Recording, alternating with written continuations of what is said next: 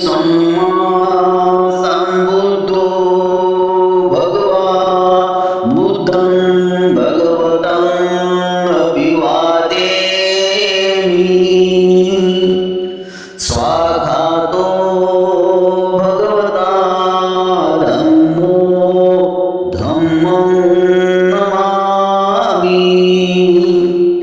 सुपटिपन्नो भगवतो सावक संगो संगं नमामि। साधु साधु साधु। मी धम्मदर्शी प्राचार्य NK सावळे। धम्मबांधवांनो, आपणास माहीत आहे का, शाक्य आणि कुलीय यांच्यात रोहिणी नदीच्या पाणी वाटपावरून वाद पेटला।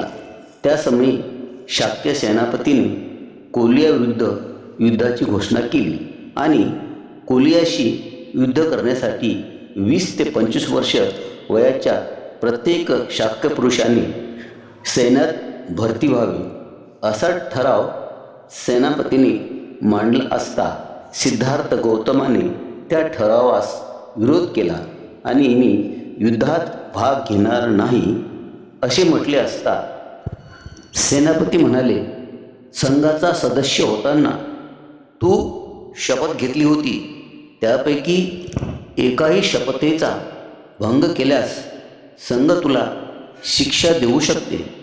सिद्धार्थ आपल्या मतावर ठाम राहिला। त्यासमयी सेनापतीने सिद्धार्थासमोर 3 पर्याय ठेवले।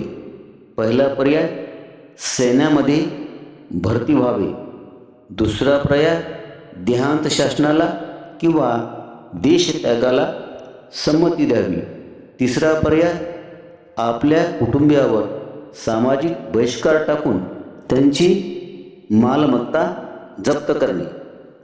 युद्ध होऊ नये म्हणून सिद्धार्थाने 3 पर्यायापैकी दुसरा पर्याय निवडला। भारद्वाज यांच्या आश्रमात जाऊन प्रवर्जा घेतली। वयाच्या 29व्या वर्षी गृहत्याग केला। दृश्यामध्ये आपण पाहत आहात सिद्धार्थ घोड्यावर बसून जाताना। जय भीम, नमो बुद्धाय। माहिती आवडल्यास सबस्क्राईब करा, कमेंट्स करा व आपल्या ग्रुपवर पाठवण्यास विसरू नका।